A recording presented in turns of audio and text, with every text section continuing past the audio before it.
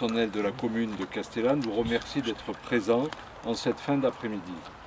Nous sommes réunis ensemble pour un événement un peu particulier, puisque nous inaugurons aujourd'hui une stèle qui rend hommage aux ouvriers morts sur les chantiers des barrages de Castillon et Chaudanne. Auparavant, il y avait déjà une stèle dans ce cimetière, mais la liste des victimes était incomplète. C'est grâce aux recherches effectuées dans le cadre de l'exposition Histoire de barrage par l'association Petra Castellana et plus particulièrement par Catherine Leroy et Salomé Blachy ainsi que par Amandine Delabre et Pauline Oliveira que la liste a pu être complétée. On rappelle que l'exposition Histoire de barrage est encore visible jusqu'au 4 novembre 2018 à la Maison Nature et Patrimoine. Il y a un beau catalogue de l'exposition qui est disponible d'ailleurs dans la boutique. Cette exposition est le résultat d'un partenariat fort entre l'association Petra Castellana et la commune de Castellane. Partenariat qui a débuté en 1994 et qui continue encore aujourd'hui.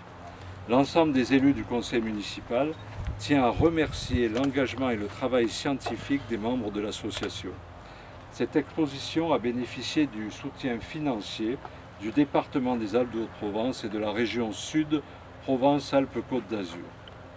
Enfin, cette exposition est aussi née d'une collaboration avec EDF et je tiens à remercier l'implication de M. Bonaiti et d'autres agents EDF ayant participé aux relectures, aux panneaux, auprès de la maquette du barrage de Chaudanne installée dans l'exposition et au financement de la plaque inaugurée aujourd'hui qui a été posée par les services techniques municipaux.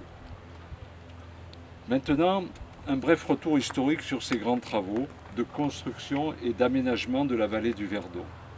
Les chantiers des barrages de Castillon et Chaudanne sont initiés en même temps, en 1928. Une première phase de travaux est gérée par une entreprise allemande, Verdonbau, j'espère que j'ai bien prononcé, dans le cadre de la réparation des dommages de la Première Guerre mondiale. Jusqu'en 1932, 2000 travailleurs allemands vont être engagés sur le chantier. La société hydroélectrique du Verdon, qui gère les travaux, fait alors faillite. Et Hitler, qui arrive au pouvoir, rappelle tous les Allemands. Le chantier va redémarrer en 1945 et il va être géré cette fois par la Société des Grands Travaux de Marseille. En seulement 3 ans, le barrage de Castillon est finalisé et le lac est mis en eau. En 1952, ce sera le tour du barrage de Chaudanne. Ces deux constructions ont été des prouesses technologiques pour l'époque, mais aussi une aventure humaine, sociale, environnementale, qui ont façonné les paysages et les modes de vie actuels sur notre territoire. Ces chantiers comportaient évidemment des zones dangereuses, échafaudages, zones de dynamitage, routes à peine construites. Les normes de sécurité sur les chantiers n'existaient pas ou très peu. Au lieu de prévenir les accidents avec des équipements adaptés et de sensibiliser les ouvriers, on indemnise les accidentés et on attribue des primes de danger. Ce cas n'est pas isolé au milieu du XXe siècle. La sécurité est faiblement réglementée et il est courant de ne porter aucun équipement de sécurité sur les chantiers. Durant les 2 phases de travaux, ce sont 32 hommes qui ont perdu la vie. Ainsi, il est normal et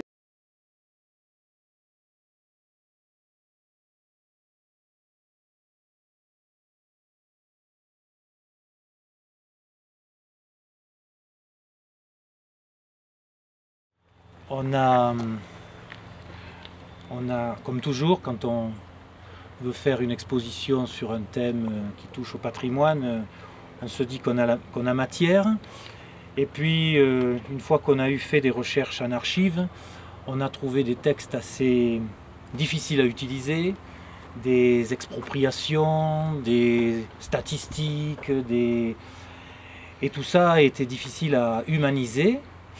Et en fait, ce qui nous a passionnés dans cette recherche sur la construction des barrages qui nous entourent, c'est finalement cet aspect tout à fait qu'on avait complètement, qu'on ignorait, hein, parce que de l'importance des des chantiers allemands et de l'importance des Allemands dans la construction du paysage actuel qui nous entoure.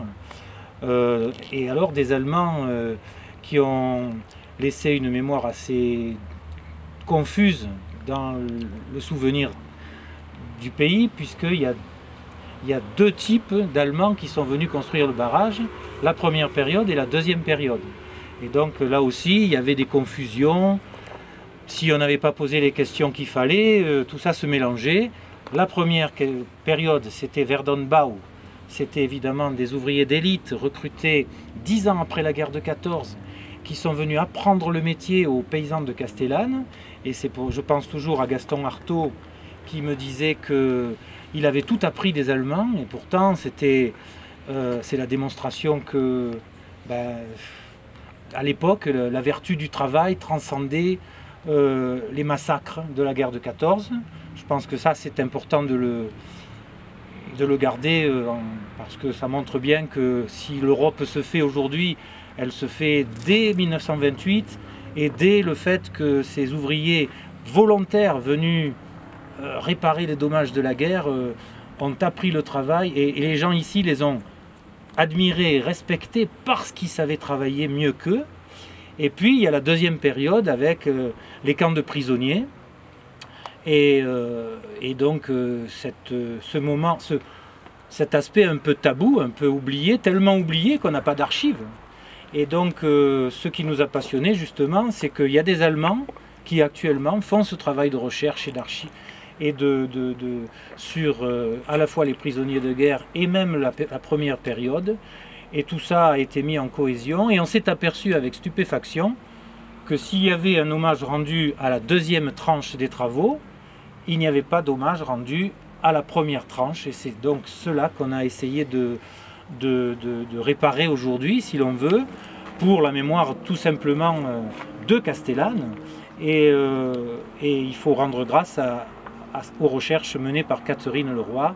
Voilà, je pense que c'est surtout ça qu'on voulait mettre en avant aujourd'hui, le fait que c'est une histoire d'hommes, et d'hommes qui, qu'on le veuille ou non, se sont trouvés ennemis, mais là, en l'occurrence, ils travaillaient tous dans le même sens pour faire quelque chose de grand, de beau, de moderne. C'était l'époque où on croyait qu'on allait changer la face du monde. Voilà. Et puis il y a aussi des choses qui nous ont passionnés dans ce travail de recherche, c'est ce mélange entre le modernisme, de cet immense chantier qui dépassait tellement les gens d'ici qu'ils étaient incapables de le décrire vraiment.